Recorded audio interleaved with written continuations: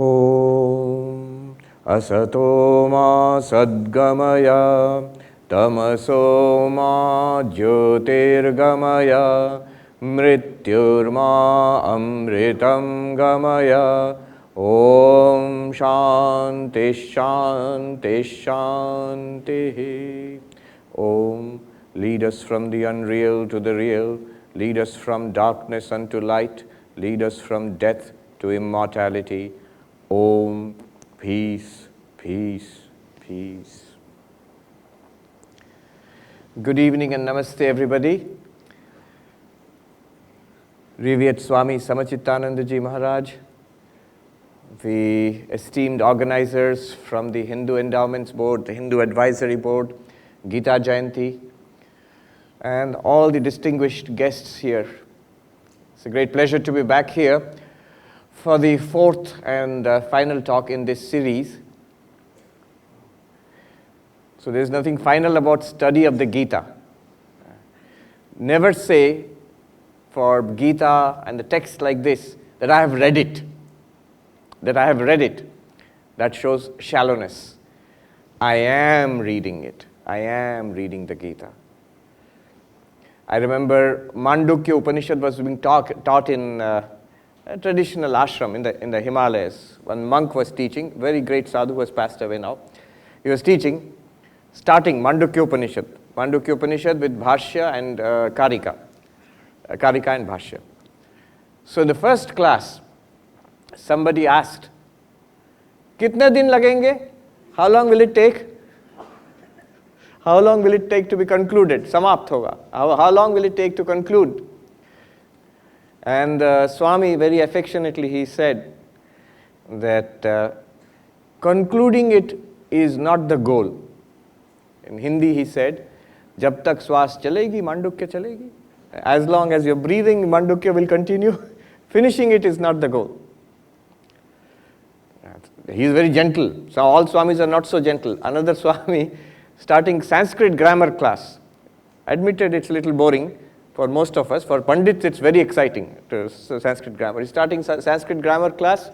So first class, very naturally, some student asked in the class, actually real story, "How long will it take to finish this book?"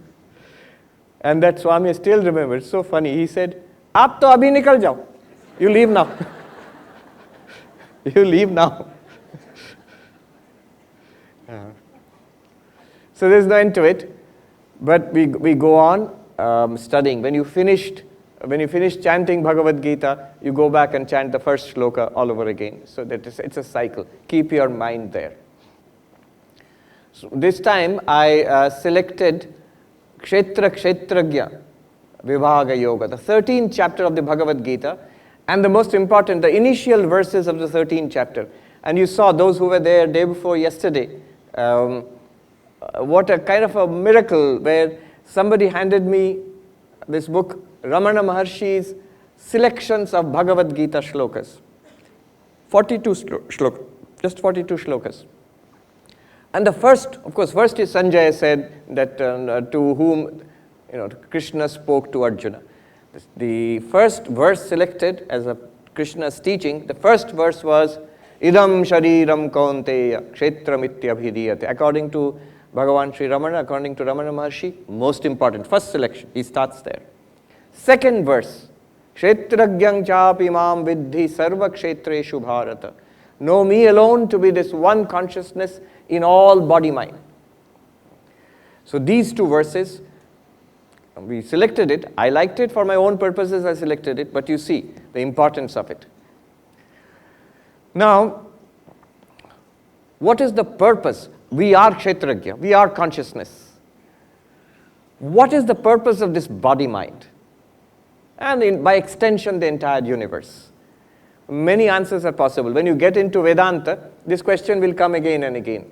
After some time, when you think about it, question will come, oh, the whole thing is a projection of one Brahman appearing in all these ways. Why is Brahman appearing in all these ways? And there are multiple answers possible. Some of them very sophisticated philosophically. Some of them may not be philosophically so satisfying, but more psychologically satisfying, and so on. One of the standard answers across Indian philosophy, across Vedantic schools, is that this whole thing, this whole game is meant for our spiritual evolution, for our spiritual growth. That's one answer. How will we get spiritual growth? This kshetra, this body-mind which we have now, and we had others like this in the past, and we will have others in the future as long as we need to. This entire game of life and death. It is meant for our spiritual evolution, and it goes through two phases. Two phases. Bhoga and yoga. There is an ancient word for this, bhoga apavarga. It means, bhoga means experience. It means experience of pleasure and pain. Often in English we translate bhoga as enjoyment, but it's not always enjoyment. In fact, mostly it isn't enjoyment. It's a lot of pain and suffering. So bhoga literally means experience. Experience of pleasure and pain through this kshetra, identified with this body. Here is this amazing universe before me. I try to reach fulfillment.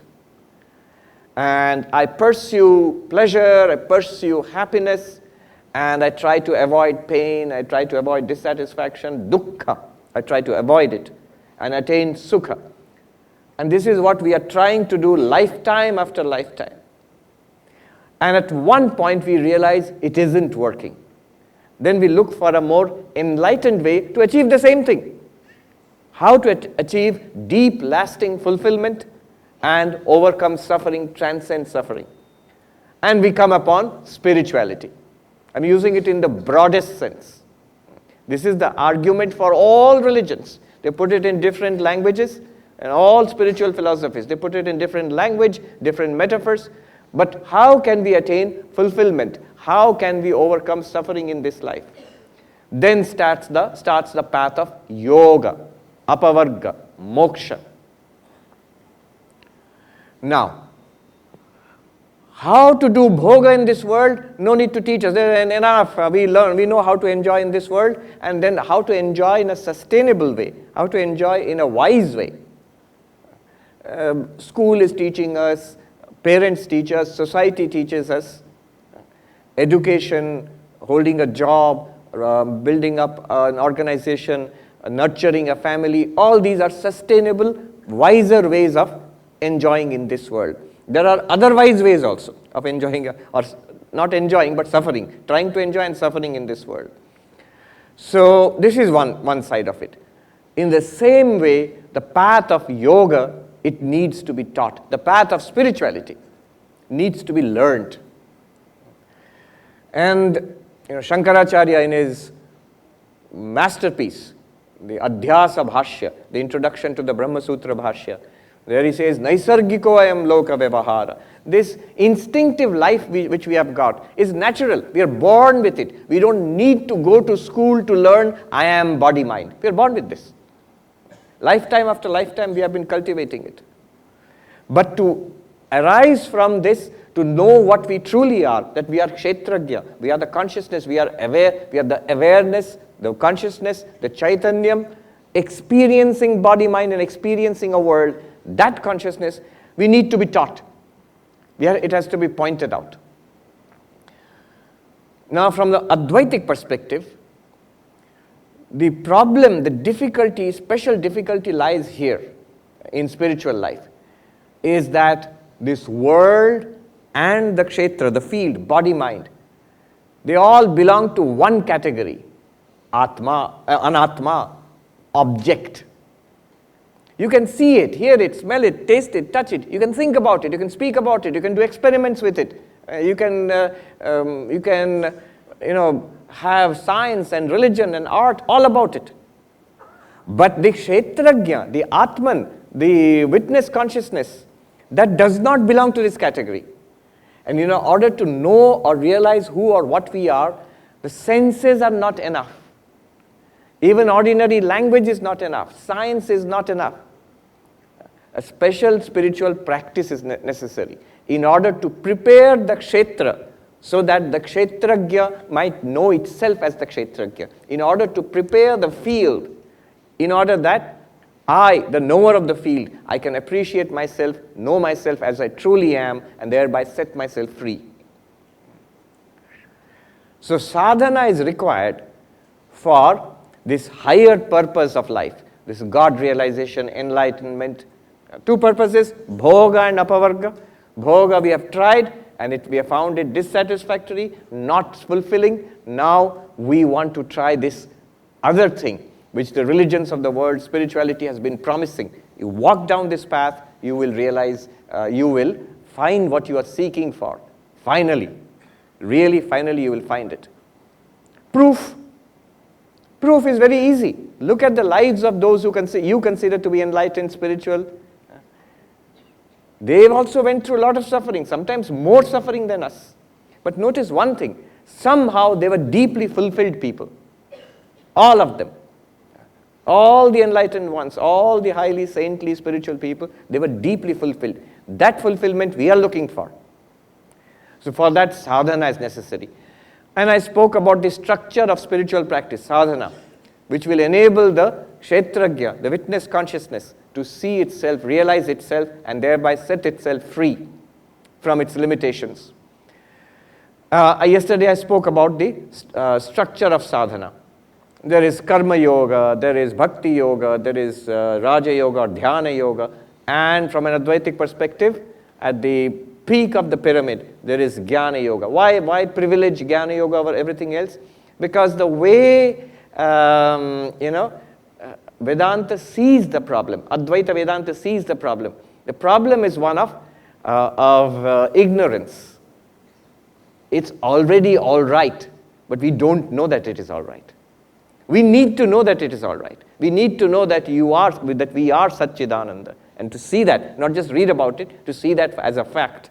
So therefore, ignorance is the problem, knowledge has to be the solution. If knowledge has to be the solution, then Jnana Yoga, path of this spiritual, philosophical inquiry into who I am, that must be the way. Of course, the question might be that, what about the other paths? There are bhakti schools, those who talk about bhakti as the way to freedom. So they see the problem in a different way. Paradigm, the spiritual paradigm is different. In the bhakti approach, the paradigm is God exists and God can take care of you and solve all your problems. The problem is that you don't have faith in God, you don't surrender to God, you don't love God. So the solution will be bhakti. There is the yogic paradigm. They say that you are the Atman, but you don't see it because of the restlessness of your mind.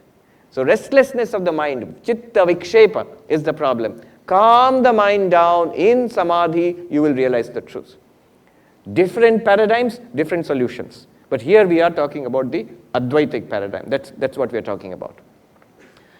Now, Sri Krishna comes down to, there's a phrase in English, I know where the shoe pinches.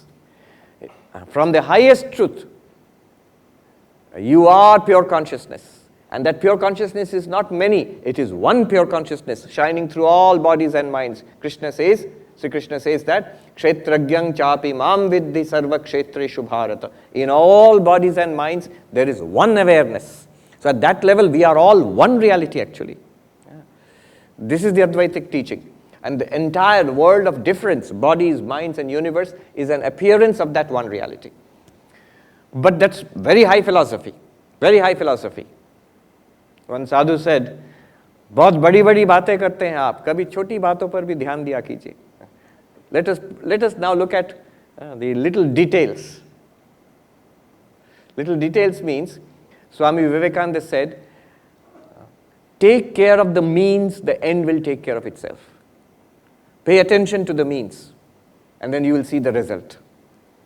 So what are the means? Sri Krishna then, in the 13th chapter, he gives us 20 practices. They seem like qualities. They're not qualities. The moment you say humility, then uprightness, simplicity, so these are qualities, I don't have them. No, they are practices. Practices are things that we can all do. So all he's asking us is, be up and doing, improve this. Suppose you have it, congratulations. You don't have these things in your life, get them in your life. It is entirely possible to get these things in your life. So he will give us 20 things to do. We have been asking, I understand all that, now what do I do? Well, Krishna is telling you now, going to tell you, what do you do? And these 20 are so important. He says, these 20 are jnana. You want jnana, you want knowledge, you want to become enlightened? Yes, I will give you jnana. All right, tell me. Then he gives us these 20 practices. And he says, these 20 are jnana. And Shankaracharya explains that by these you attain jnana and not without these. And therefore they are synonymous with jnana. See, these 20, I mentioned something called the ethical manifestation paradigm of enlightenment. In an earlier talk, I said enlightenment, God realization, you can see it in two ways. One is called the paradigm shift. I thought I was body-mind. Now I realize I'm pure consciousness. I thought I was kshetra, field. Now I realize I'm kshetrajya. Chidananda Rupa Shivoham. I thought I was this fellow called Sarvapriyananda. Now I see Chidananda Rupa Shivoham. I thought I was this human being. I have now realized my Buddha nature. So this is the paradigm shift, huge shift in what we see about ourselves and everything else also. This is one side of enlightenment. But there is another side of enlightenment, equally important. If I am enlightened, then the qualities of an enlightened person, the behavior of an enlightened person must manifest in my life. The love, the fearlessness, the serenity, the compassion, all those things must come. I can't be the same grumbling, irritable, grasping, petty fellow I was earlier, and after enlightenment I continue to be like that. That enlightenment is not very inspiring at all. So ethical manifestation is another side of enlightenment. So these are two paradigms of enlightenment. The paradigm shift and there are not two paradigms, two sides, two aspects, same enlightenment, and the ethical manifestation. Now what ethical manifestation? These 20, they are not only practices, but they are also the qualities you will see in an enlightened person, manifesting naturally. I mentioned this in the first talk when Krishna is asked this question by Arjuna, what is it like to be enlightened? And then Krishna gives the whole Sthita Prajna, a few verses on the one whose enlightenment is stabilized, the one of stabilized wisdom. And then he gives several descriptions. Before that, Shankaracharya in his commentary, when the Bhashya says, Sarvatra eva hi adhyatma shastre, kritarthasya lakshanani, yani eva kritarthasya lakshanani, tani eva sadhanani upadishyante. In all spiritual texts, when you discuss the qualities of an enlightened person, the qualities of a saint, qualities of a Jivan Mukta, those become the practices for the rest of us. So these are actually found in the lives of spiritually advanced people, enlightened people, and these are also practices to attain that state. So have to be taken seriously. Why seriously? The moment you say, be humble, be truthful, be upright, you immediately say, oh, why I'd come to hear about Atman, Brahman, consciousness, Samadhi. What is this, be a good boy or good girl? This it's too simple. I love this story. Somebody went to learn meditation and went to a meditation teacher, yoga teacher, and said, Dhyan sikhaiye Mahatma ji, please teach me meditation. And the yoga teacher said, all right, yama, niyama, first tell the truth, be self-controlled, be non-violent, all those yamas and niyamas he started teaching them. This man said, hey, wait. All these things I learned in kindergarten. Be a good boy, I've learned that. Please teach me asana, pranayama, pratyahara, withdrawing, dhyana. So, हमको ध्यान सिखाइए, आसन सिखाइए. Then the sadhu said, and this works, it's a beautiful thing, but it works only in Hindi. I'll tell you in Hindi and translate. That yoga teacher, he said, आप अष्टांग योग सीखेंगे या विकलांग योग सीखेंगे? Are you going to learn a 8-limbed yoga, the 8 limbs of Patanjali yoga, yama, niyama, the asana, pranayama, then pratyahara, dharana, dhyana, samadhi. So 8 limbs of yoga. Are you going to learn 8-limbed yoga, or Vikalang would be 1 or 2 limbs are missing, handicapped yoga? Not a politically correct thing to say. So if you cut out the first 2 limbs, moral and ethical practices, yama, niyama, and you say, teach me asana, how to sit. And that teacher is saying, black money par asan bichhaoge, dhyan hoga. I have undeclared income, and then put my asana on that and sit in meditation. Can you meditate? No, it's not that easy. So these practices are essential. They are the unglamorous hard work of spiritual life. Swami Ashokanandaji, who was in our Vedanta Society of Northern California, so he would tell people to do selfless service, work, do good to others, work in the ashram. He was a great advocate of hard work. And then somebody complained. So he wrote that, you think that Swami doesn't consider me fit for meditation. That's why he is telling me to do karma yoga. Well, I will show him. And Ashokanji writes, you will show me, but not in the way you think. So karma yoga, this selfless work, ethical practices are foundational, very important. So we'll go into that now. 20 things to do. Let me just chant those 20 and then we'll take it up.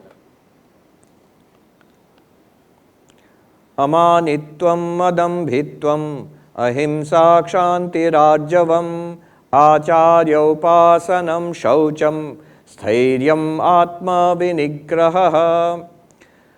Absence of pride, freedom from hypocrisy, non-violence, forgiveness or for uprightness, respect to the service to the acharya or the guru, purity, steadiness, control of the senses, of body, mind and senses. Indriyartheshu vairagyam anahankara evacha janma mrityu jara vyadhi dukkha doshanudarshanam. Dispassion towards the objects of enjoyment of this world and the next. Absence of egotism. Contemplating the pain and suffering of birth, death, old age and disease. Asaktiranabhishwanga putradaragrihadishu nityam cha samachittatvam ishtanishtopapatishu.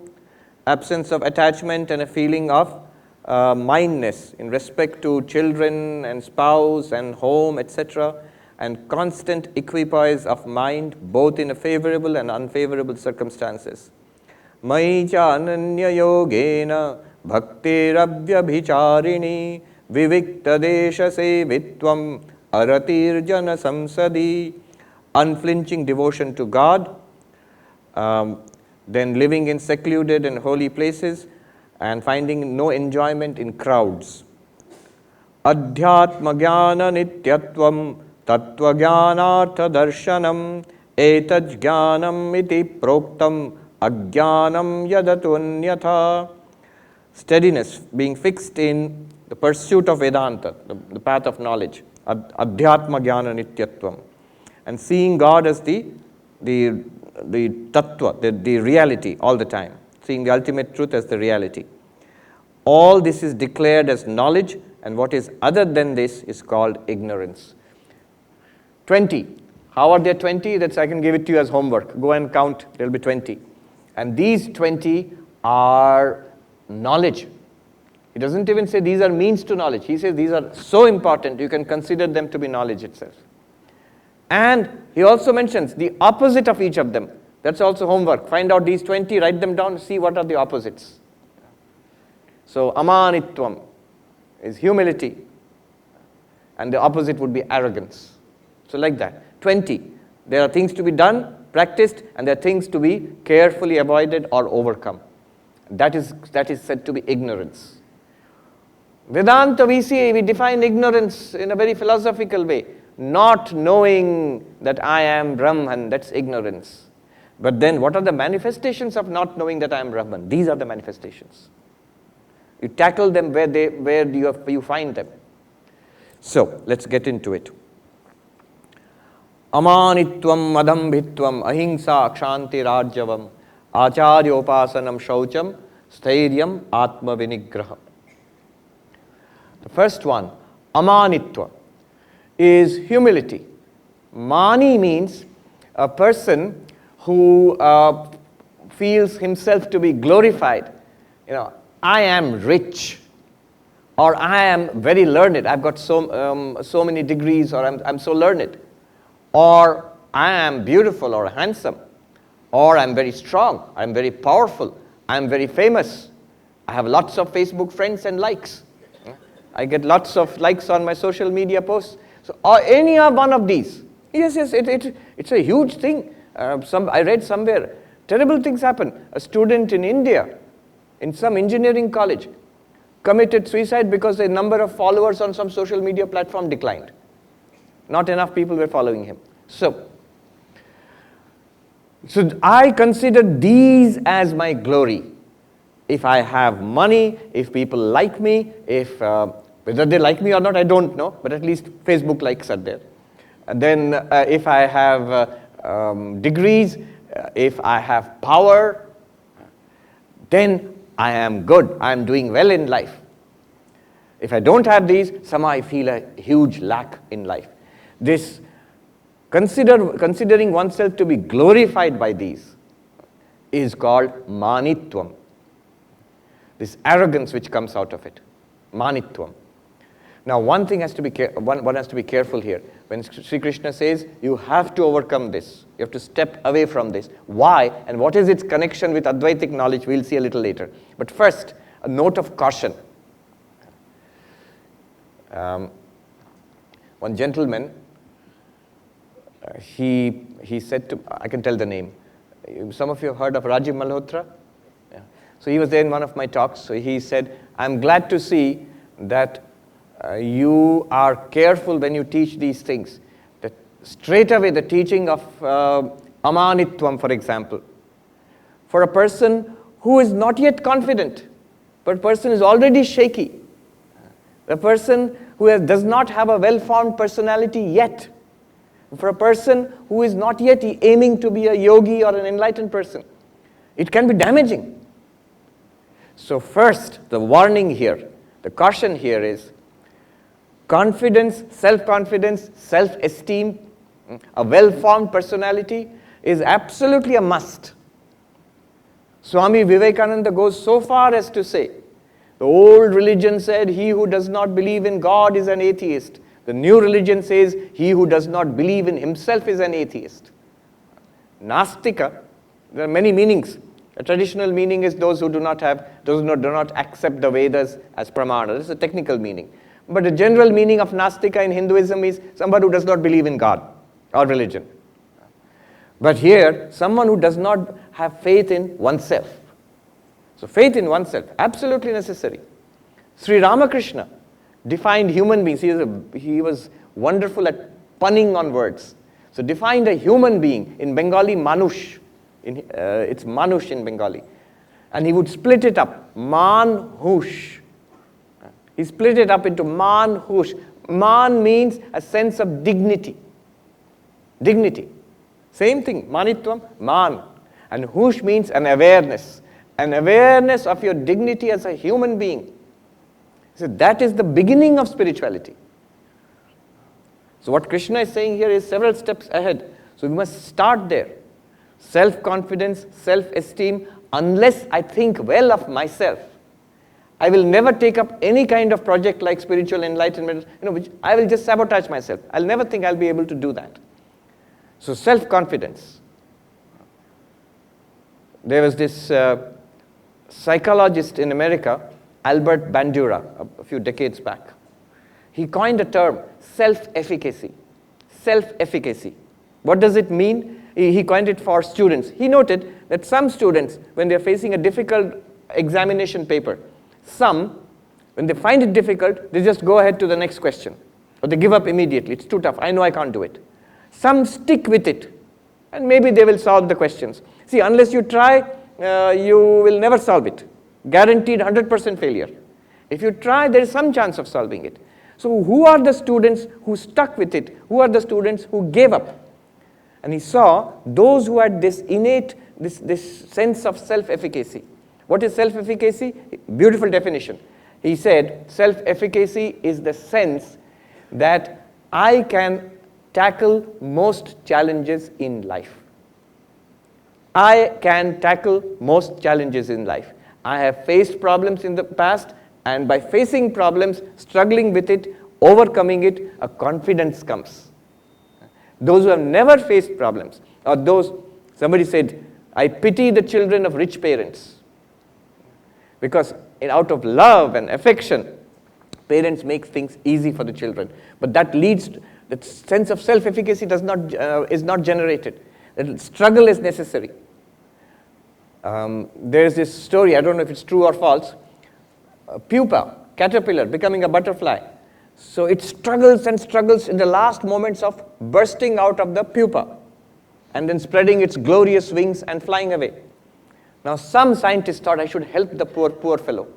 So he cut the last strings of the pupa so that he'll be free. Then he couldn't fly. Then they realized that that few hours of struggle is actually necessary for gaining full strength of the wings to fly. So, self-efficacy, the ability, the feeling, I can face challenges and overcome them. That when challenges come, I will not give up immediately. Holding on. So this is the warning. Amanitvam does not mean being,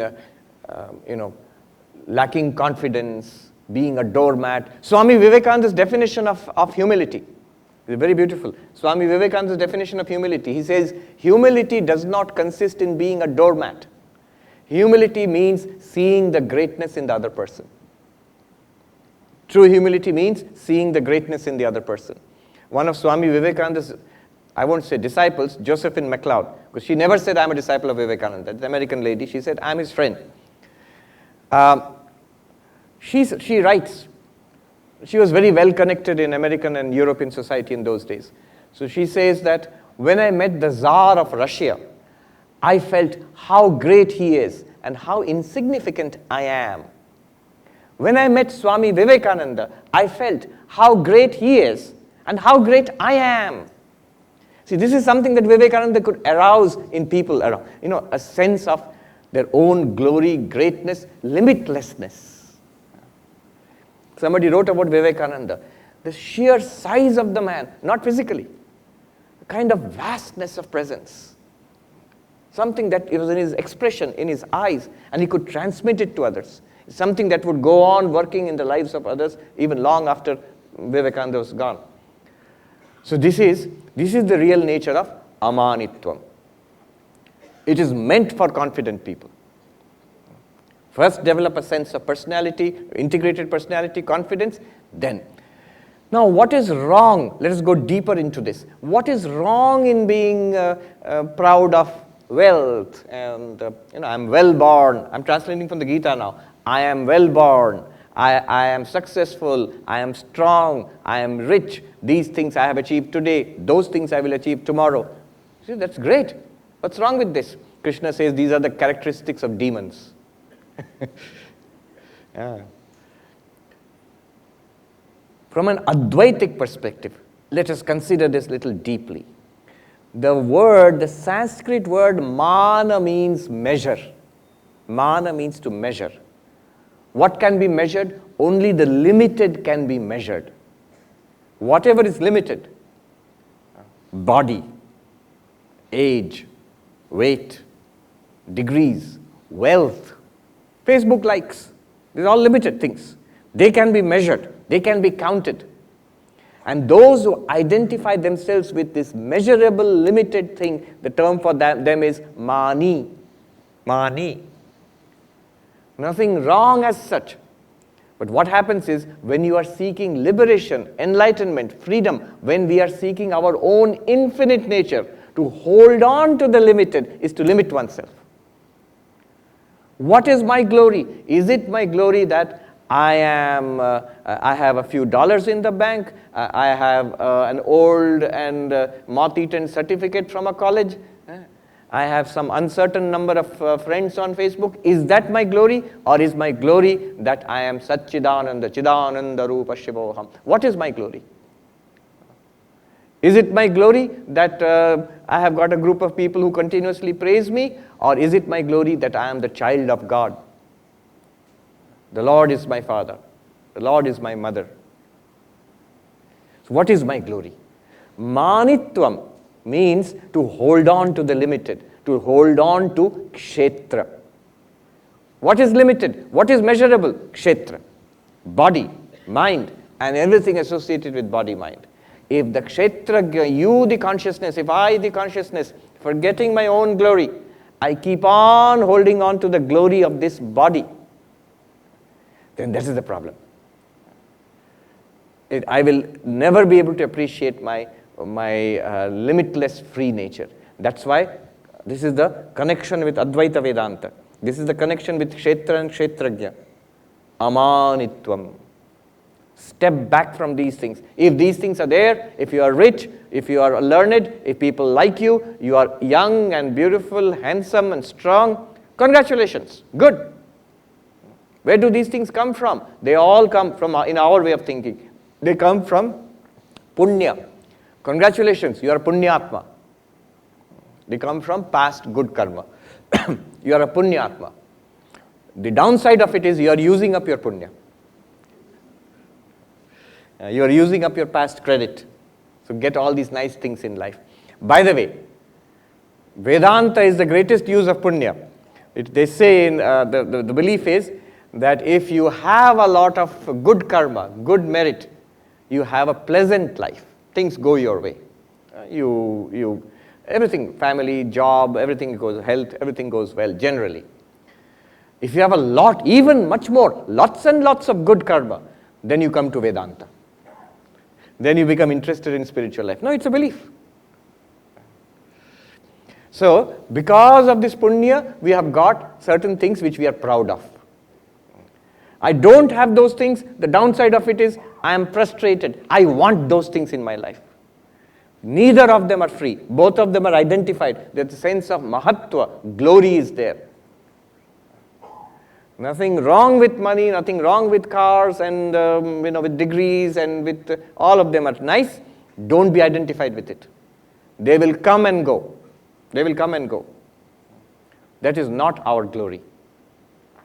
I've seen the greater the person. I always say 3 interesting places I saw in the last few years. I was in Hollywood, the place of glamour. Their success is glamour. They're in Manhattan, next to Wall Street, their success is money, not glamour. How much do you have? In Hollywood, they'll say, this is star's house. This is some film star. I keep forgetting the names. Billie Eilish or something is there. She lives next door. This person lives there. That person comes to our ashram. They are all film stars associated with the film industry. And then in Manhattan, nobody asks about that. They will say, this is a billionaire's row. All billionaires live here. That means glory is there. Mahatva is money. In Boston and Harvard University, Mahatva is learning, degrees, Nobel Prize winner. My professor is a Nobel Prize winner. So this is mani, holding on to this. And it's not that I have seen sometimes some of the greatest people there in these areas, whether it's film industry or in the finance sector or in academia, they are among the most humble. They are not particularly attached to their status. Everybody is amazed at their fame, but no, they don't think it's all that great. Sometimes they are the most simple and unprepossessing, they seem not at all very impressive on a first glance. Yeah. So amanitvam. There is a deep connection with attaching oneself to the limited, and then you to see that I am the unlimited, the infinite. It is very difficult. I had this conversation. This is a slightly different topic. In science, the sign of reality is measurability. If it's real, it should be measurable. That's in science. So I had this conversation with a mathematician. He is Du Satoy. He is a professor of pure mathematics at Oxford University. Measurability is reality in science. So is your consciousness, Brahman, measurable? And there is even, America is a place for all these crazy quote-unquote people, you know. So there is a whole school measuring consciousness. How much consciousness is there? And they'll have 10, 100, 1,000 like that. In Advaita Vedanta, this is disaster. Because what you are measuring cannot be consciousness.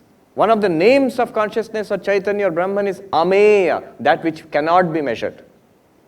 One of our monks is also called Ameyananda. So immeasurable, it cannot be measured.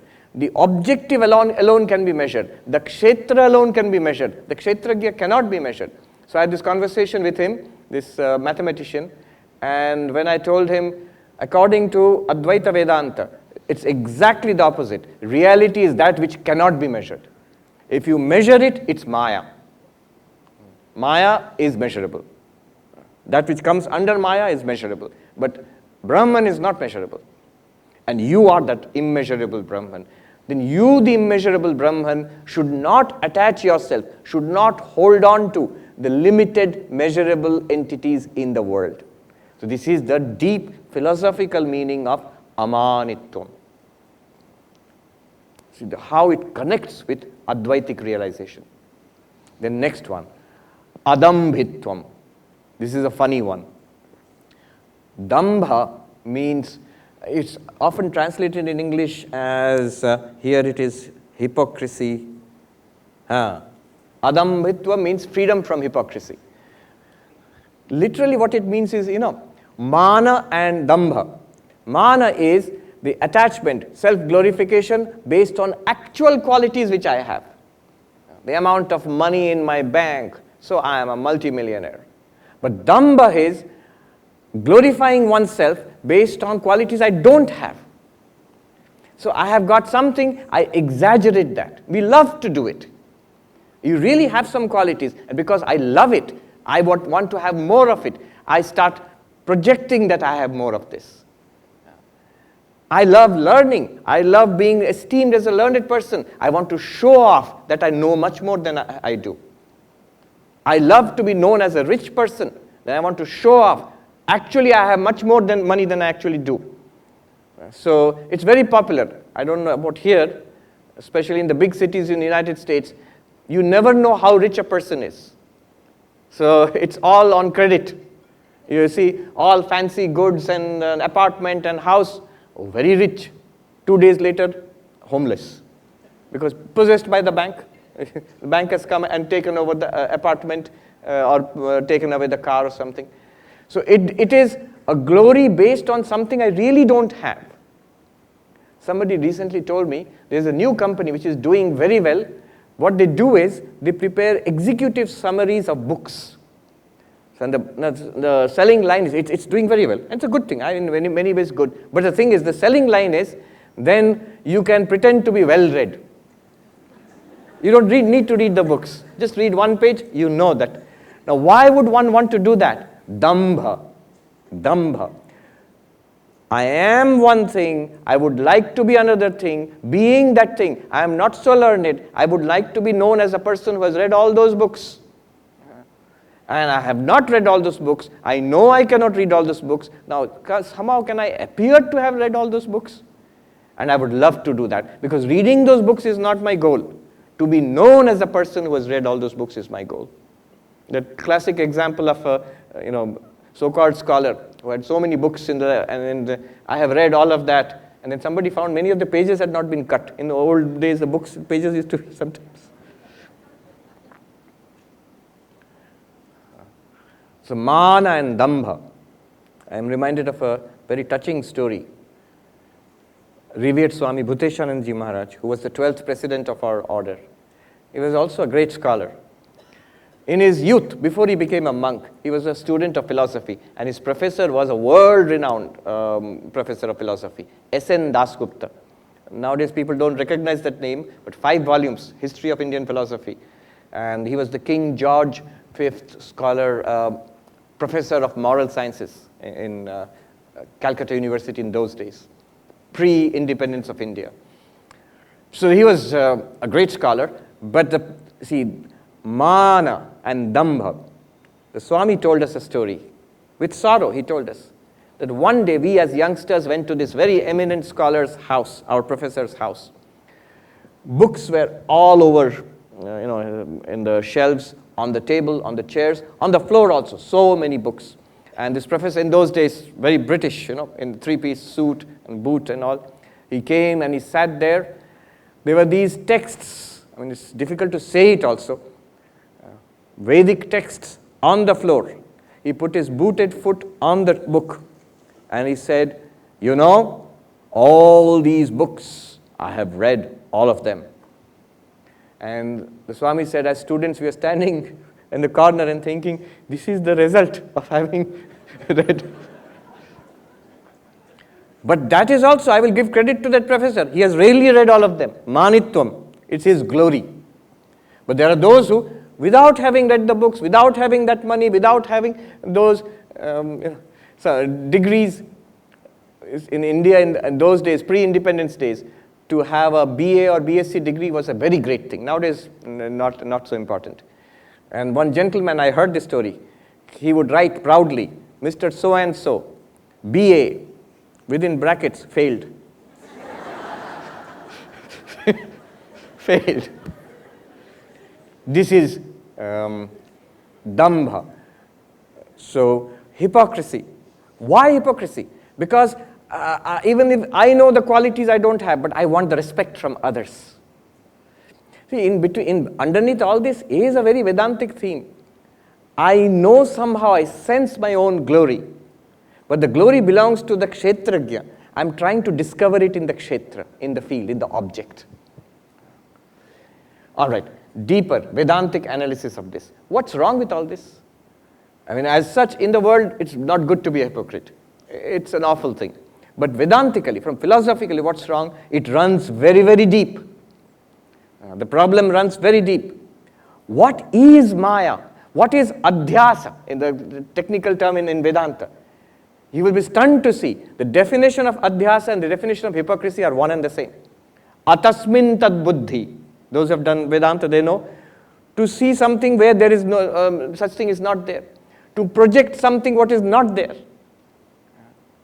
Infinite existence, consciousness, bliss is projected as a material, limited material universe. What is not there appears.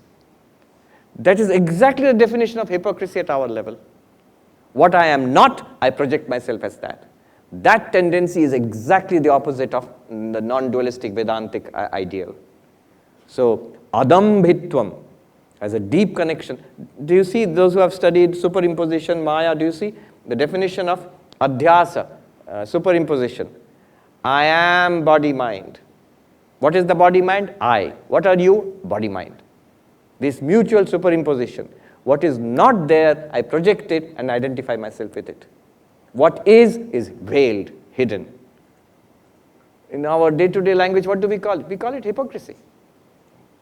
So, adambhitvam, Sri Krishna says, reverse this, step back from this.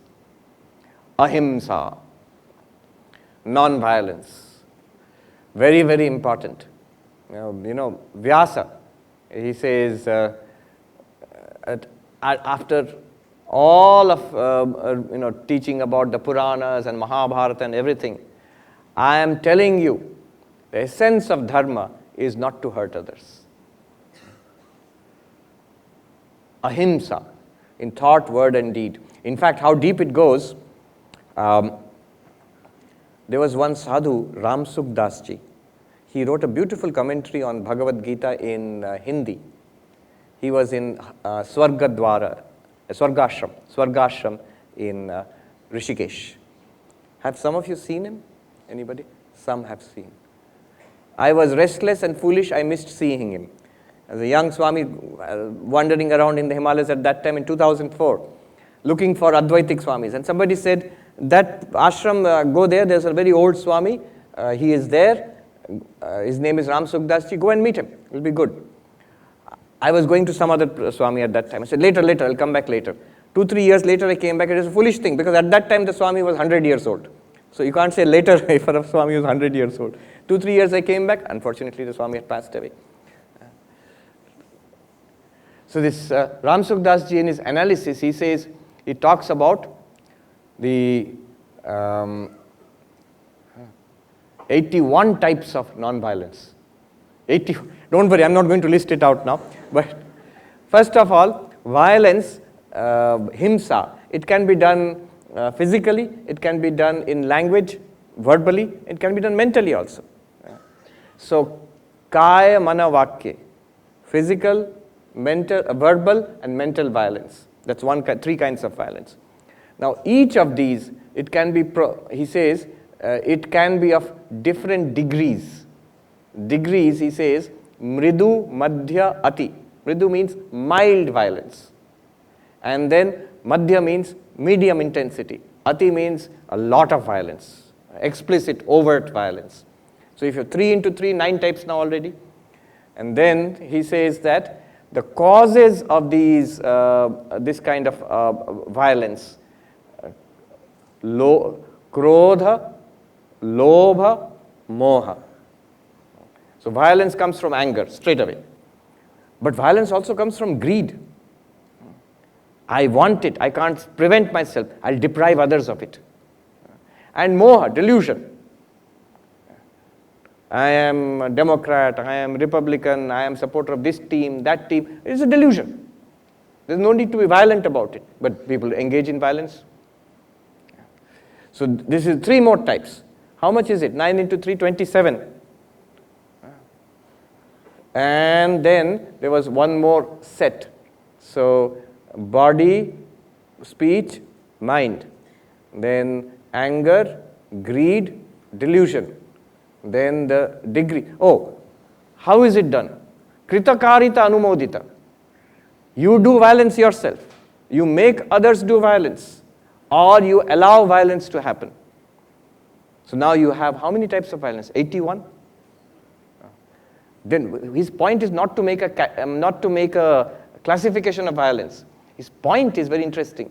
Non-violence is of one type only. Himsa 81 types, non-violence is of one type only. Here's a very interesting insight. All the vices, all the problems, all the adharmic varieties of adharma, there are many, many varieties. The virtue is one. Falsehood, how many types? As many types as possible. Truth, one. Violence, you just heard 81 types. Non-violence, one. Restlessness of mind, how many types? As many objects which come to the mind. But peace of mind, one. One philosopher put it very beautifully. There are many ways of falling down. There's only one way of standing straight. You can fall down in many ways. There's only one way of standing straight. So virtue is one. It points to one reality. Vices are many. When you go into, through ignorance, through maya, it spreads out into many forms. Ahimsa. Shanti. So ahimsa is non-violence. Even when there is occasion for violence, you restrain yourself. You do not engage in violence from your own side. And the 81 types of violence you avoid, ahimsa. Shanti goes further. Forbearance and forgiveness. Already harm has been caused to you. Already harm has been caused to us. And our reaction is to hit back. Our reaction is to hit back. What religion does, all religions, this tendency to hit back, this tendency to take revenge, it controls it. This idea of a Lakshman Rekha, a boundary, thus far and no further. Even the old biblical adage of an eye for an eye, when tooth for a tooth is there, it seems like revenge. But no, it's limitation of revenge. At the very least, minimum you should do this, don't do more harm than has been done to you. But spiritual persons, as spiritual seekers, we have to go further. He has slapped me, I'll slap him back. I'm not slapping him twice, only once, Swamiji. That tendency has to be held back. Kshanti. Why? See, from an Advaitic perspective, why it is so important. It's because of this. I remember one of our ashrams in India, I saw this interesting sight. A very colorful little bird. I think it was a kingfisher or something, or woodpecker or something like that. Colorful little bird. It was making such a racket. I saw what it was doing is, there's a big glass window. It was flying and attacking its own reflection with ferocity, going and bumping against it and hurting itself, bouncing off, coming and seeing that bird in the reflection and charging against it. Why? Because it's attacking me. Don't you see, Swami, it's attacking me? It is you. There is no second bird out there. And Advaita is telling us that no matter how difficult, if I say, Kshetragyam chapi mam viddhi sarva kshetreshu bharata, no, you alone are this consciousness in all beings. Why will you fight against yourself? If one hand hurts the other, will you punch this hand? No. If the teeth bite the tongue, will you knock out the teeth? No. Because the teeth and the tongue are actually one. You are the organic unity behind them. Similarly, we have to, in practice, day-to-day practice, it's easy to love people you like. But to forgive and hold back people who have actually harmed us, it's not easy at all. And to see that I am the one consciousness here in all these beings, and then hold back, not react in irritation, in anger, and lash out at them. Lashing out, hurting verbally, even mentally, is just the opposite of Advaita.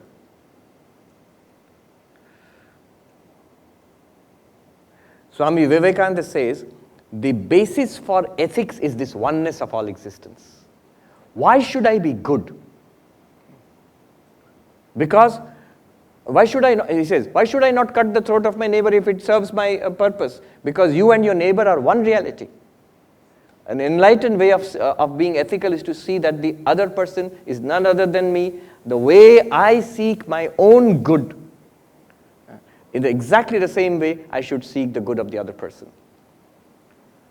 There is one principle common to all religions, one principle found in all religions called the golden rule. It is to treat others as you would want them to treat you. There are different varieties of this. Immanuel Kant, the great German philosopher, what is the principle of ethics? He said that act in such a way that you would want it to be a universal rule. So even a thief values honesty. The thief is stealing, but he doesn't want others to steal from him. He doesn't want his own children to grow up as thieves. So he knows, I am doing wrong. In general, stealing is not a good, he does not want it to be a general rule in society. Everybody should steal. No. He wants honesty to be the rule in society. So act as if your activities, be honest because you want honesty to be the universal rule in society. Behave with others as you would want them to behave towards you. In the United Nations headquarters in New York, the headquarters of the United Nations is there. You go to the third floor, there's a big, it's written in big letters. Behave with others as you would want them to behave with you. It says the golden rule in all religions of the world. And that is the basis of all ethics. Now, the question is why? Why? In Buddhism, there's a very beautiful text, Mahayana Buddhist text, Bodhicharya Avatara, Shantidevas. There he says, suffering, Shantideva writes, suffering should be removed because it is suffering. I remove my suffering because it's suffering. The suffering of the others also I recognize it's suffering. So I should try to remove the sufferings of others. But there also the question remains, why? One can object. My suffering I'm feeling, therefore I remove it. That fellow's suffering I don't feel. I may remove, may not remove, who cares? Why? The why is answered by Advaita Vedanta. That underlying all of it, it is you, one and the same. And the more we understand this, what one consciousness is, we'll begin to see more and more we are the same in all bodies and minds. Or you take it devotionally. Suppose you can't go all that, I don't want to go in this philosophical direction. My beloved Lord, Krishna himself has said, I am there as the Kshetragya in all beings. Then if I'm going to be violent, revengeful, to whom am I going to be violent? To my beloved Krishna. I can't do that. No matter if Krishna in that body and mind has harmed me in this body and mind, it's still Krishna. I can't do it. So, Shanti, a deliberate attempt to forbear, fortitude, put up with the suffering imposed upon you by others, by their words, by their behavior. If we make a little effort, amazingly, the results suddenly turn out to be good. Sometimes, very, very soon, you get good results. If you put up with a little bit, be a little forgiving, you begin to see things turn. Arjavam, straightforwardness. Straightforwardness. Straightforwardness, why? Because Brahman is Arjavam. One sadhu put it this way: consciousness itself is very straight. It's the moment it comes into the mind, then it flickers, many vrittis come, and consciousness flickers as a reflected consciousness in many vrittis. It becomes broken up into pieces, as it were. Then it flows through the 5 senses. Then it becomes as if further broken up into 5 different channels of conscious experience: seeing, hearing, smelling, tasting. Arjavam, straight, one consciousness. That's a very deep philosophical way of looking at it. At our practical level, at our life's level, what do we do? Straightforwardness. Children are straightforward, often to the embarrassment of their parents. And sadhus are straightforward. I remember back in college, we had this training, one course called assertiveness training. So assertiveness training, they called it AT. And what do they teach you? So they say that one kind of behavior is aggression. I want something, so I am aggressive, I bully, I push, I shout, yell at people, browbeat them, and try to get my way. That is one way. Not an effective way of functioning in organizations, creates dysfunction. Or in families also, creates dysfunction. Another way is a manipulative way, other end of the spectrum. So I play office politics or whatever it is and try to get my way in a sort of backdoor way. That's also very dysfunctional. That harms an organization, office, or a family also. So in between is assertiveness, straightforwardness. So they used to teach us things like, you have the right to say no. Whatever anybody asks of you, you have the right to say no. You don't have to say yes to other people. Even if you don't want to say yes, say no. You have the right to ask. Many people are very soft and they feel, I can't ask. You got whatever you want to ask for, you have right to ask, knowing that other person also has the right to say no. So all these things they would teach us. We used to joke. It is, what is this? What are they teaching you? They're teaching you how to be rude. Assertiveness is being rude to others. But Arjavam, straightforwardness. Sri Ramakrishna said, one becomes Sharal, simple, straightforward in the last life. The word Saral also means straight actually. In Hindi it says Saral Rekha, straight line. Arjavam and Saral are the same thing, simplicity. Sri Ramakrishna goes so far as to say, one becomes simple in one's last life. Simple is not foolish. Simple is not foolish. Often it is a person who is intelligent, understands everything, and after that is simple. Foolishness and simplicity. This is a difference between childishness and childlike. Childish is not good. Childish for a child may be acceptable or tolerable. Even for a child is not good. For a grown-up, absolutely not. Childishness is not good. But childlike is very good. Swami Vivekananda said, how should we be? What should be our life, our personality be like? How beautifully he puts it. He says, combine utmost seriousness with childlike simplicity. So in life, combine utmost seriousness with childlike simplicity. Our problem is we do the reverse. We combine a lot of superficiality with complexity. He says utmost seriousness, instead of being serious about life, we are superficial. We are busy with all sorts of superficial things. And he says, childlike simplicity, inside we have this utter complexity. We become very complex people inside. Reverse. Combine utmost seriousness with childlike simplicity. So, Arjavam, simplicity, straightforwardness. This is a very beautiful story I want to tell you about Saint Thomas Aquinas, who is a great Christian theologian. in the medieval, about 800 years ago. So he was one of the greatest scholars. But when he was a student, he had just joined the Christian monastery to be, so they were being trained. The story goes like this. He was very big and slow. So all his friends, others, young monks, they made fun of him. They used to call him he's like an ox, like slow. So they would tease him. One day in the class, they ran to the window of that monastery, and the other students on purpose were saying, look, the cows are flying. And then this Thomas Aquinas, he ran to the window to see. And everyone else burst out laughing. What a stupid fellow you are. You don't know cows can't fly? You believed it, cows can't fly? He turned around and he said, I know that cows can't fly, but I can't believe that monks can lie. So, see, this utter simplicity. He shamed the whole class of the other students. Simplicity.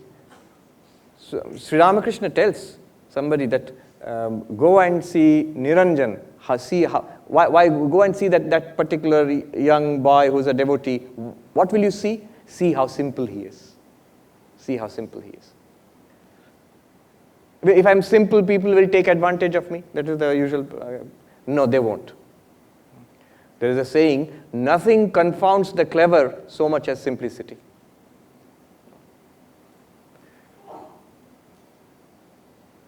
Acharya upasanam shaucham stairyam atma vinigraha. Acharya upasanam means respect, devotional, the respectful service to the teacher. That's the usual way we understand it.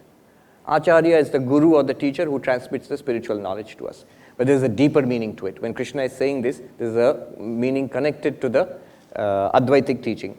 What is Acharya upasanam? It's a very powerful practice. What is the practice?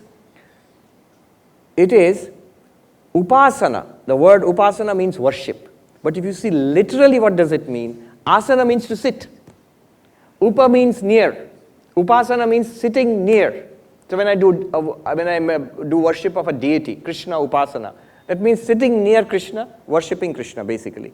Acharya upasana means sitting near the Acharya, which sitting near means sitting near the realization of the Acharya. The teacher, the enlightened one. What is the realization of that enlightened one? Let me download that into my life. Today we were discussing, at one time it was very popular, neuro-linguistic programming. People used to talk about that. How do you learn something?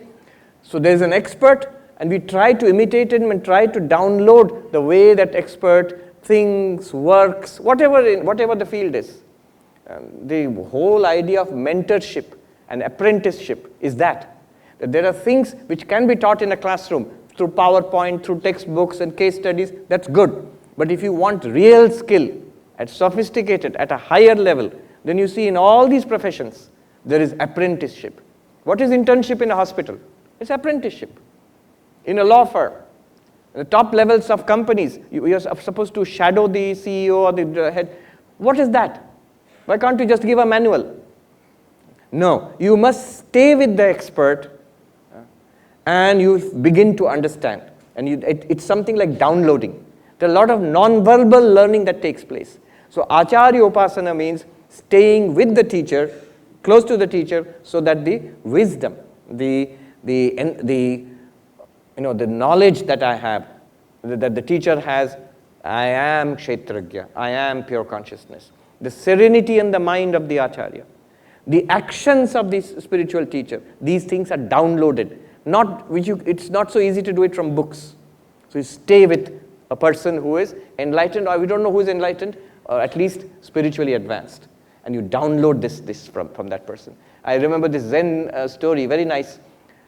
Two students went to a Zen master to learn Zen Buddhism. The master did not teach them anything, just gave them some work in the monastery. And one student began to get irritated as the weeks passed. Morning to evening we're cooking, cleaning and all of this. When is he going to start teaching us the classes? I'm dissatisfied. I'm going away. How about you? And the other student said, no, I'm okay. You're okay. He's not teaching us Zen. What are you learning here? What did you come here for? And the other student said, I came here to see how he ties his shoelaces. This is the downloading.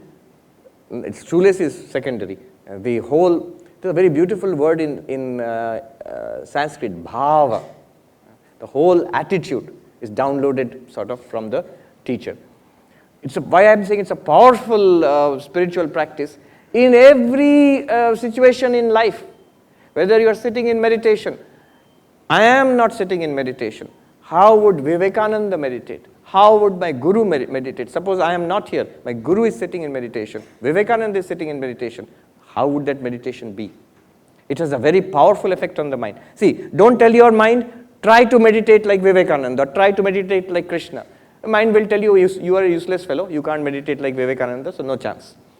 But if you tell your mind, I am not Sarvapriyananda, I am Vivekananda. Vivekananda is sitting here. This is Vivekananda's body. This is Vivekananda's prana, Vivekananda's mind, Vivekananda's intellect. Now in deep meditation, you will see. Immediately, the quality of a meditation will be something else. Acharya Upasanam, the deep meaning of that is, in meditation, in study, in interaction with others, in facing physical illness, bad behavior from others, challenges in life, how would that enlightened person, Vivekananda, Ramana Maharshi, Ma Sharada, how would they face this? What would they do, what would they say, and what would they think? Your mind already has a pretty good idea. If you have read the lives of them, if you admire them, you already have some kind of an idea. Modern psychology is using these. At Columbia a few months ago, there was a seminar, and the professor made us go through an exercise. He says that, this lady, Lisa Miller, she said that when you have a serious problem, a crisis to face, then think of some ideal person in your life. It could be Socrates, it could be Vivekananda, it could be Krishna, it could be your Guru.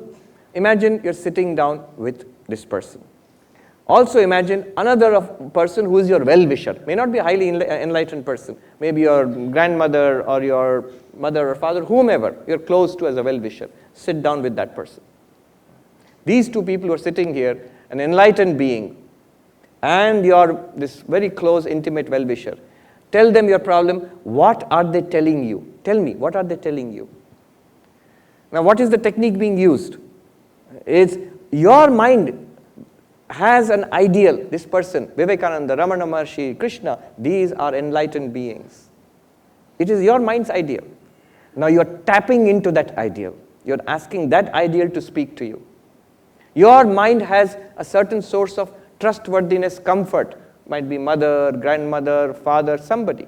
You're tapping into that source of comfort. Now you're getting advice from that. This is a modern psychology, positive psychology, they use these techniques, but the Acharya Upasana works in that way. Shaucham, cleanliness. We all know from childhood, first thing we learn, cleanliness is next to godliness. So purity, physical, mental, purity, external and internal purity. Steadiness, very important. Steadiness. In this day and age, very important. Always important in this day and age, important in the age of YouTube. Is everything. There is a spiritual supermarket. Everything is available to you. The Advaita Vedanta, the temple rituals are available to you. Vipassana meditation is available to you. Dzogchen, Tibetan Buddhism is available to us. All sorts of spiritual technologies, philosophies are continuously available to us, and many of them are genuine at a pretty high level also. Now what happens is, they are fine, we are not fine. We are restless. We have a tendency to jump from one thing to another. The best thing is to be steady in one thing. There is no harm. Vedanta is very wide and broad. Vedanta never tells you that stop exploring. You be steady in one thing, hold on to one. It could be bhakti, it could be the Vedanta, Advaita Vedanta, Jnana Marga. Steady in that. Then take a look. And I'm partial towards Advaita Vedanta, the Jnana Marga. So I can say from Advaitic perspective, from this perspective, it's like sitting on top of the Mount Everest. Everything else will fall into place. You will be able to see the merits of every other position. What they can do and they cannot do.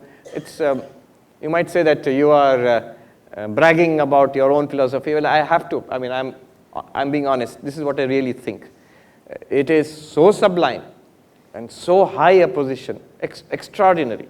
From that perspective, every other teaching, you can see the point that they're trying to make and the utility of it. So, but anyway, stairyam, steadiness in one path. And be open to all paths. Enrich yourself. Atma vinigraha, a control over our senses. See, it always comes around to this. Even the first lecture after the stages, in one's realization, I am one consciousness. Kshetragyam chapi mam viddhi sarva kshetreshu bharata. That is, Krishna said to Arjuna, that I am this one consciousness. At the level of the mind, samatvam. Dukkheshu anudvigna mana, sukheshu vigataspriya. Unshaken in sorrow, not hankering in times of pleasure and enjoyment. And in terms of action, asangatvam. This is detachment. You go through life, don't get hung up or stuck anywhere. All of this, the next step, Krishna says, yada sangharate chayam kurmangani eva bharata. Have the ability to control your senses. All this Vedanta is there. Somebody comes and gives a slap, immediately give another slap. What happened to your Vedanta? At that moment it did not work. Why it did not work? Because the senses have a certain autonomy. I haven't brought them under control. They react the way they are used to reacting. One sadhu in Gangotri, we used to study Ashtavakra from him. So, old Punjabi sadhu. We were sitting at his feet. One day, while teaching Ashtavakra, he put the book on his knee and he looked at us and he said, Haath, in Hindi, I will translate, Haath mein shastra hain, aur dushman se do thappad kha ke rote rote aa gaye, kya maja hai Mahatma ji? You have weapons in your hand and the enemy comes and gives you a couple of slaps and you come back weeping. What's the fun in that? So the enemy is anger, greed, the desire to retaliate, lust. All of these are enemies. And they provoke us. And we fall for it. We react. And then we say our Vedanta did not work. You have, these are weapons. He says, what are weapons? These verses of the Ashtavakra he was saying. These are actual weapons. They are practical. They are meant to be used in life right now. Not after enlightenment. After enlightenment, problem is solved. Right now, you have to engage in this Kurukshetra, this battle. So, control of the senses, so that I can effectively manifest this knowledge in my day-to-day life. And the more I manifest it, as Albert Bandura would have it, the more spiritual self-efficacy I will have. The more I will be able to say I can tackle this situation. Now, I will stop with a peace chant. So what about the rest, Swamiji? There are 20 practices. We have just done a few. All the others, homework. Yeah, the Shankaracharya's commentary on them is very instructive. Yeah.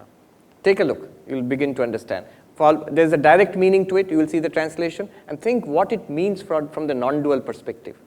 Why Krishna is bringing it up, these moral practices, these ethical practices, in the context of Kshetra Kshetrajna. There's a deep connection with Advaita philosophy of these things. I'll do the peace chant. Om Shanti Shanti Shanti Harihi Om Tat Sat Shri Ramakrishna Arpanamastu.